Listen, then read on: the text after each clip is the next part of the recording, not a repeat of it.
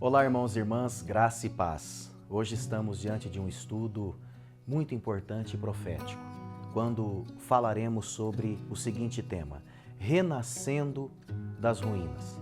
É fato que cada vez mais a igreja vai ter que lidar com pessoas em ruínas, com homens, com mulheres, casamentos, finanças, jovens, crianças que já chegam com seus corações despedaçados. E para tanto, nós precisamos crer no poder regenerador da graça de Deus. E precisamos estar bem, povo de Deus. Você líder de célula, você supervisor, supervisora, você discípulo da igreja. Como que passaremos para as pessoas algo que não temos? É fato que o cristão também pode experimentar ruínas em algumas áreas pontuais de sua vida. De repente, são crises que enfrentamos no casamento, não é verdade? Na própria vida financeira. Quem sabe são as emoções que estão em frangalhos, por conta da ansiedade neurótica, da depressão, da tristeza profunda, do desânimo. Pode ser até a intimidade do casal que esteja em ruínas. Por isso, de alguma forma, todos nós nos identificamos, mas isso gera uma empatia com quem chega, mesmo sem conhecer a Cristo. Então, todos nós precisamos voltar para esta palavra e nos permitirmos restaurar por esse Deus que tudo pode fazer. Esse texto de Neemias, capítulo 4, verso 2, ele traz uma pergunta irônica de Sanbalat e Tobias. Poderão renascer do pó as pedras que foram queimadas? Nós sabemos que Neemias, ele chegou em Jerusalém por volta do ano 445 a.C., portanto no século V. O exílio tinha acontecido no século VI a.C.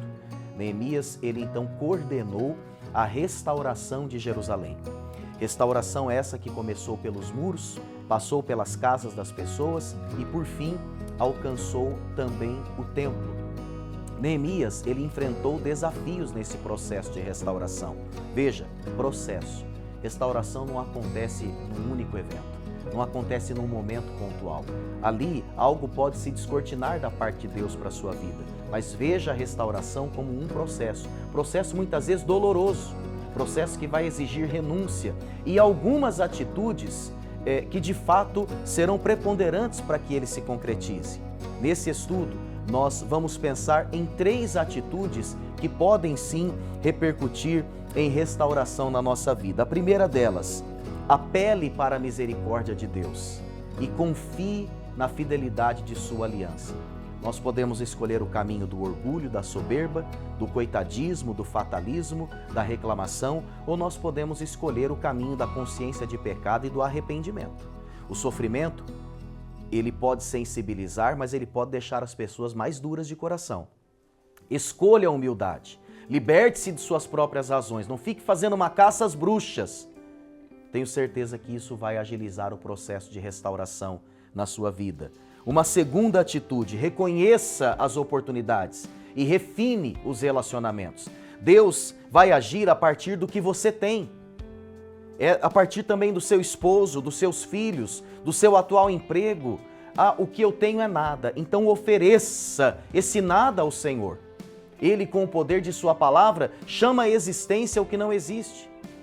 Você pode escolher caminhar com pessoas como Sanbalat e Tobias, que não tinham parte, nem direito, nem memorial em Jerusalém, ou você pode escolher caminhar com pessoas como Baruque, que repararam com grande ardor, que se entregaram no sentido de realizarem uma obra apaixonada e comprometida. Querido, com quem você anda determina até mesmo o tempo da sua restauração. Aliás, determina se você será restaurado ou não, se o seu casamento será restaurado ou não. Não tenha medo de pedir que Deus venha peneirar os seus relacionamentos. E por fim, concentre o seu foco na restauração das suas defesas e também do altar. Neemias começou a restauração pelos muros de Jerusalém, para garantir a defesa da cidade, para devolver a dignidade e a honra da cidade. E junto às portas desse muro haviam fontes. Quando você foca na restauração das suas defesas, você está reabrindo fontes que foram entulhadas, seja pela inveja dos outros ou mesmo pela sua própria atitude. A restauração das defesas precisa acontecer paralelamente com a restauração do altar. Por que os judeus demoraram tanto para reconstruir o templo?